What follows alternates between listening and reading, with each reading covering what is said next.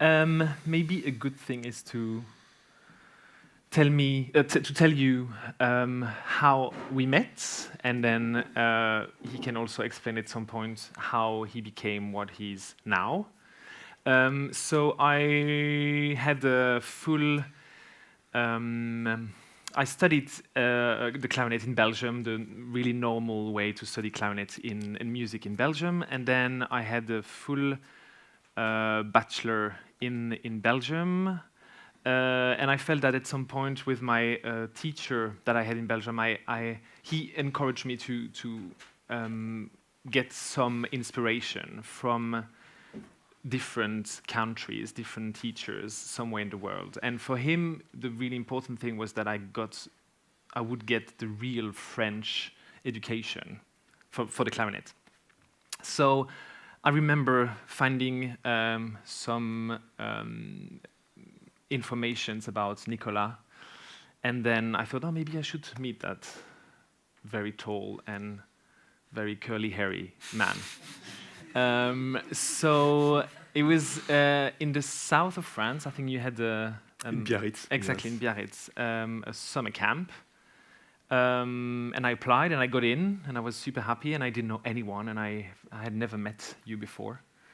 And then it was kind of a massive revelation for me, because in that camp, it was so high level people, high level clarinet students and other instruments. Especially in table tennis. Exactly, we played a lot of table tennis, that's right. But it was like, I'm really impressed, because I think I came from a place in Belgium where everything was very nice and I was always very well taken care of, and maybe I was not challenged enough by the surrounding I had. Maybe a bit too much of like, you're amazing and everything is amazing, and I didn't really have the reality in front of me. But then meeting him and meeting his students was a bit more like, okay, so this is the level in the world. And I have a really special moment with you at that time, is that I was also preparing, I really wanted to try to enter your class in Lyon. But at the same time, there was a job that opened in Liège, in my hometown. And so I came to the summer camp very prepared. It was like things for his entrance exam and the program from the Philharmonic Orchestra in my hometown. And I remember you telling me like, it's really nice, but you have to choose at some point because you can't do both.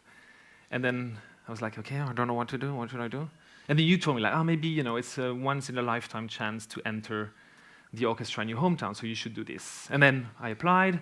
We worked a lot in that summer camp for that job, and after the summer I got the job. I won the audition, and I remember at the bar after the audition I wrote to you and said, Jesus Christ, I won the job.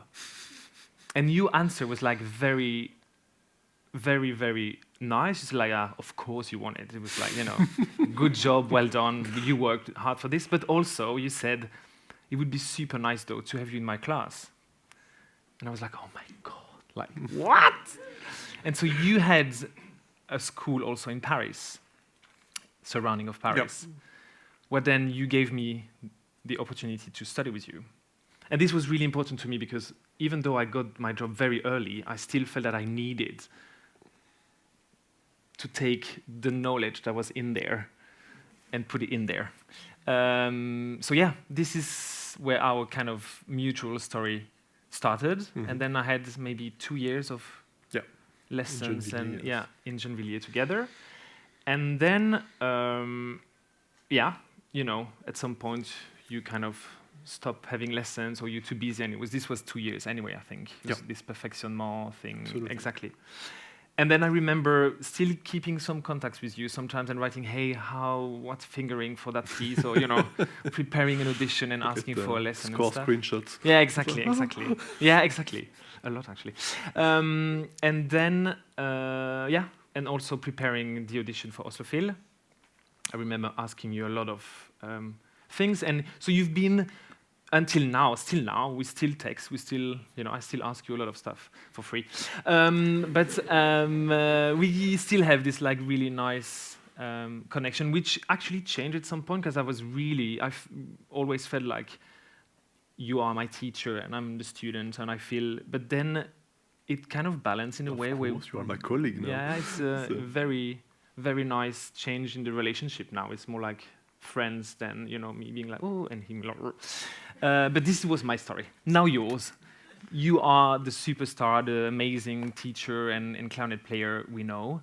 How did you get there? Was it like, was your journey to become what you are now? Was it followed by a lot of mentors and stuff, or was it more like self-made and in your own world? It's hard to be absolutely realistic about that, because it's so many encounters and so many people influencing you all the time. So I had the luck to have multiple fantastic clarinet teachers. I mean, in very different styles, of course. I was starting in my very small town near Paris with a lovely, enthusiastic clarinet teacher, which was maybe not the most incredible clarinet player in the world, but just gave me this good vibes and this will to make good music with people and just to be just happy playing. And I was so happy playing that like 1 year after I started clarinet, I was absolutely sure it was going to be my job. I mean, so I want to do that. I mean, I had absolutely no doubt. So I was lucky it happened, but I mean, it's only this and nothing else. And so I was starting with this teacher.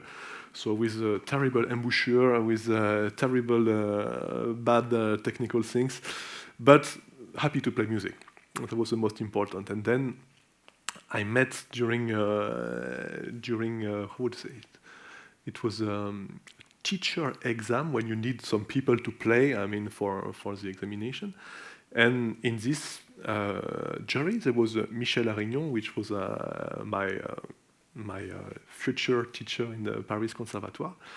And he said, "Oh, maybe this little guy is interesting, and you should go to see this teacher very close from where I lived." And she was Véronique Fèvre, a very, very good teacher. And I spent the next 4 years with her in this conservatoire. And then I entered the Paris Conservatoire with Michel Arignon. I was very young, maybe too young to be absolutely honest, because I was only 14. And I mean, it was such a big gap with all my colleagues, everything. So.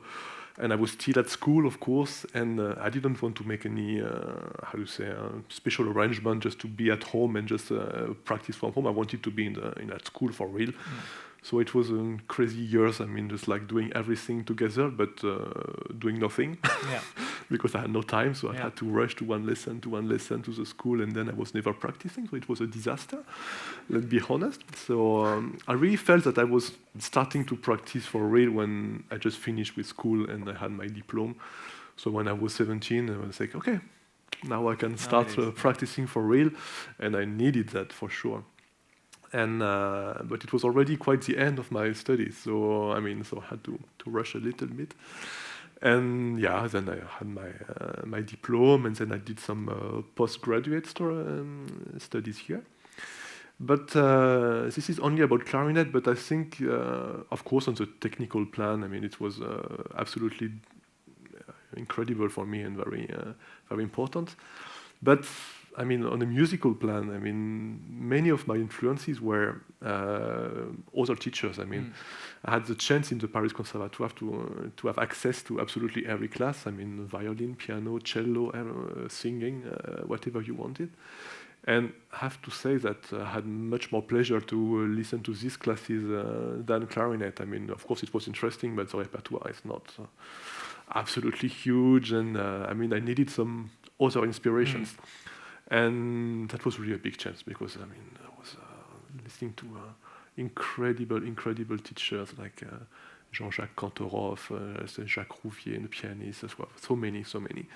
And this was very interesting, and was, I think, should say, a déclic.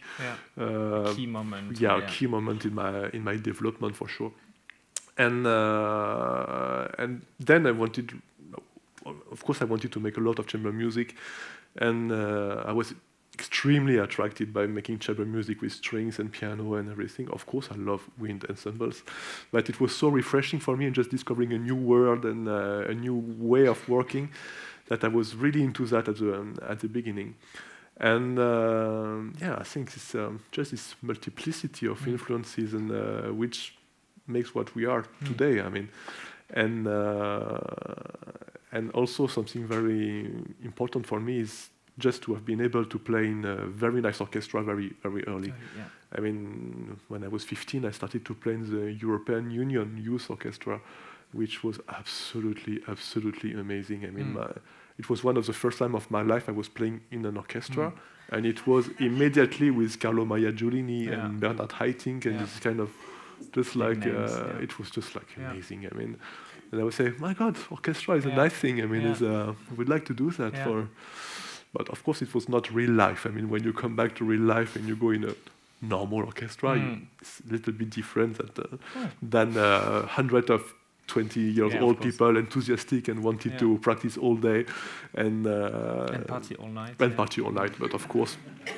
I think it's all this mix of incredible clarinet teachers, chamber music teachers, meeting some incredible people in international orchestras. That was my big luck, I would say, just to have the chance to meet all these people so early in my development. And I think, thank you. Good. And then when did it come to you that you maybe wanted to share the knowledge you got from all those people? Was it like a natural, development, or were you like, okay, now maybe I have to teach, or I really want to teach, or was it something that you had in you, since a long time? That's a very good question, and I absolutely don't know. No, I mean, I had a proposition when I was 18 to get this class. No, not this one. Sorry, the first one was in a very small conservatoire in Paris, and then in Gennevilliers where we met afterwards. But I got this proposition. I said, well, why not? I mean, I'm interested. I mean, I would like to know how it's going, and so I started like this.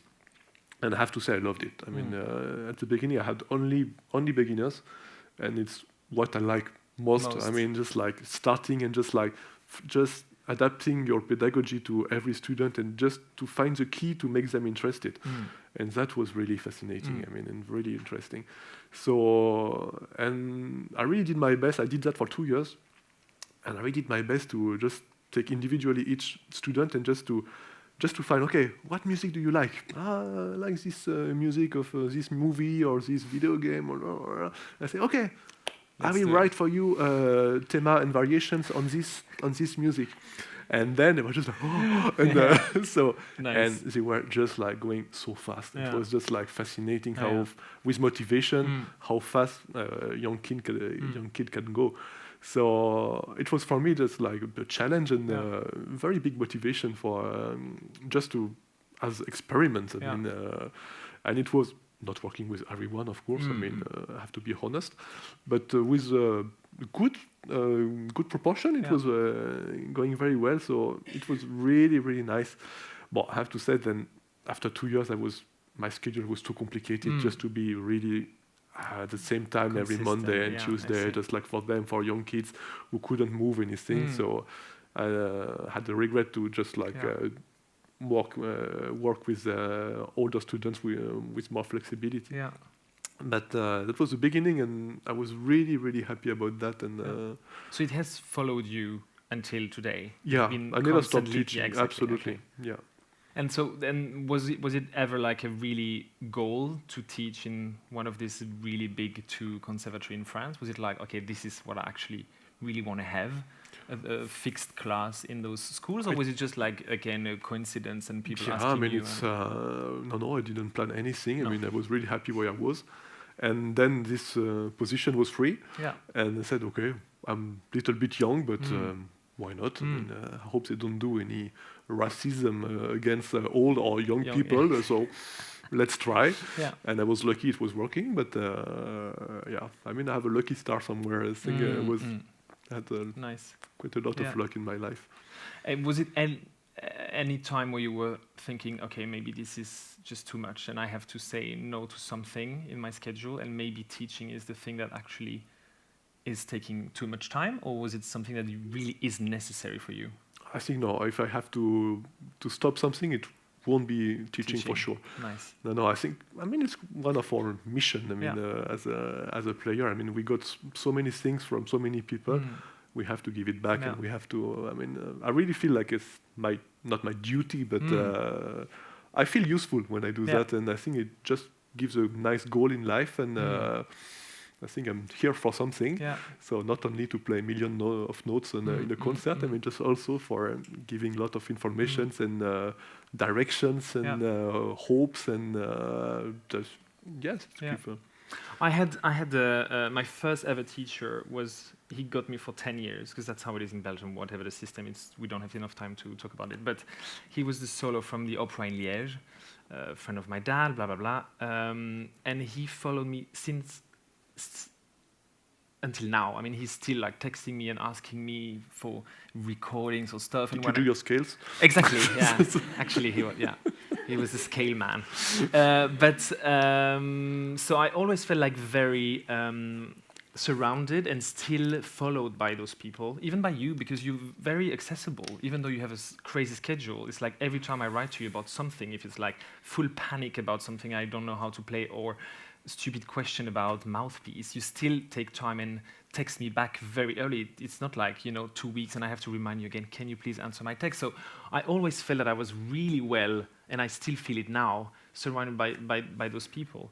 So this is something I try in my teaching and in my life as a teacher now to do, but I find it sometimes quite tricky, because I'm not a good, and some of my students can tell, I'm not really good at answering stuff, because I see it like, I will answer later today, and then it's 2 days. I'm like, oh, no, this is impossible. But you are the opposite. You really answer very quickly. Is this like a... But I mean, yeah. And with all the students you have now, so your class in Lyon, how many students do you have there? 12. So how is like the week for you, if I can ask, practically? Do you teach several days? Do you teach once every 2 weeks, or how does it really work? It's every week. Every week. Yeah. So I'm a little bit crazy. I mean, I do everything in one day, and it's my way of. I like just from 8:30 in the morning to night, and but I feel very good doing that. I mean, students give me so much energy and motivation. I mean, it's the next day is terrible always, but just like absolutely dead.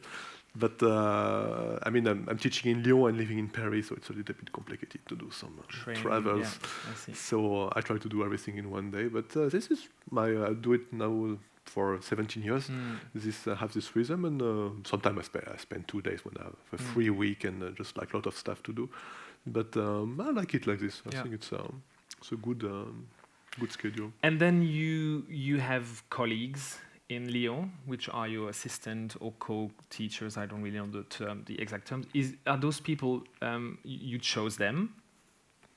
Not at the beginning, because when I came they were there. 17 years ago, there was already an assistant, and I was really lucky. He was principal clarinet of the National Orchestra of Lyon. And he was a lovely guy, 55 years old, with a lot of experience and a very good communicating abilities. I mean, it was really, really good. And I was lucky again, because it could have been a disaster. Yeah, but, I had a very good connection, and we were agreed about almost everything. And when he retired, then I could propose. Yeah, okay, I see. It's just officially you propose. Yeah.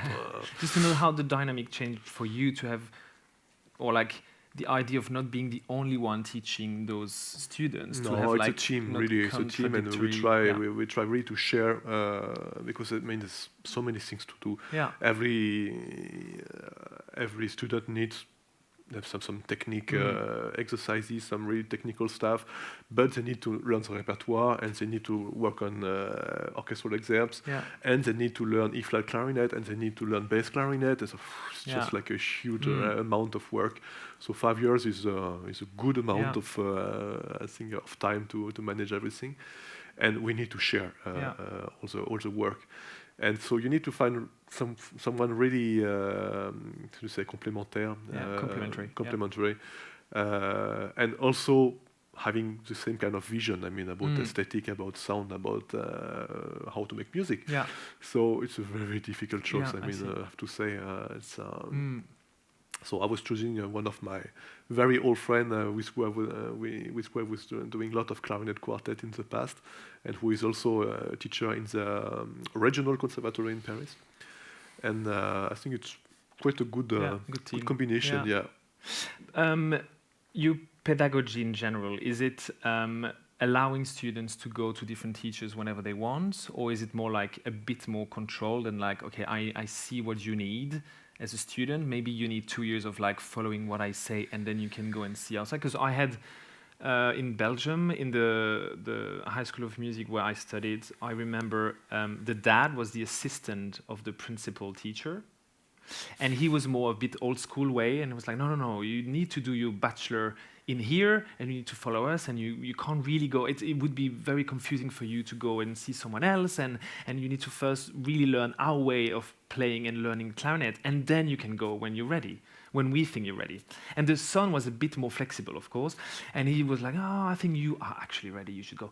Don't tell my dad. And those kind of things. I'm just wondering, for you, is it like something that you, from the beginning, tell the students, okay, I analyze you, and I see this, we should fix this and this and this, maybe this and this, and so stick with me for like a year, and then you can go and see and not be confused? Yeah, I don't know if my scanner is as good as as this, because I mean, of course, you make like a kind of diagnostic at the beginning, and you see, okay, you should work on this, on that. I mean, on a technical plan. I mean, and it's always an individual reflection, thought about every student, because of course we have to adapt to everyone. I mean, it's just some general rules, but normally it doesn't work so often. No. So I try to really adapt to everyone. When a student has some technical issues, then I prefer that he's just like staying peacefully, and we are working slowly, really step by step, just to solve everything. So he's able then to enjoy and just to be more receptive to many musical thoughts. But I think it's very important. If the student is really already ready for more influences, I'm of course very open to other teachers and everything. But I mean, teachers who are approximately in the same vision as you. I mean, if it's too different, then it's going to be a complete mess. Yeah, exactly. And we're going to fight. Yeah. So I think it's a very delicate compromise you have to find every time, and just according to every personality and to every evolution. Yeah. So I think it's individual statement. Yeah, does it mean that if they go to a masterclass somewhere and they come back to your lesson and change something that you don't really agree with in a way, is it something you discuss with them, or do you just leave it to them for them to realize it's not really working? I always explain, and I always tell the truth. Yeah. So okay, this is what I'm thinking. Maybe I don't own the truth, but you have to know what I'm thinking. Yeah. It's always my position, and then they make their reflection and just like we see how it's going. But it's not possible for me to say nothing if something is really unacceptable. I mean, maybe I'm wrong, but I prefer to say the truth always. So I'm absolutely honest, and then student is making his decision, but at least he knows every opinion. Yeah. We had a little chat just before we started this about the pressure in a way of like allowing people to study with you, or like to come to your class. What's your point of view on that? Like entrance exam. For me, it's just like a nightmare. I actually really sleep really bad the night before, because I'm stressed or very concerned about, allowing someone or giving the possibility to someone to start real high school studies in music while I actually don't know those people, which means, you hear what you hear at the moment. You don't know the background from before. You don't know how they're going to turn. You can only hope for the best. What's your vision on this? Are you stressed with all your years of experience, even though we look like with the same age? I'm less and less stressed, because I just realized that it's impossible to plan the future. Yeah. And at the beginning, I was really into, wow, this guy is 18. He can play Nielsen Concerto by heart, so good. What a potential, blah, blah, blah. And then it was a disaster.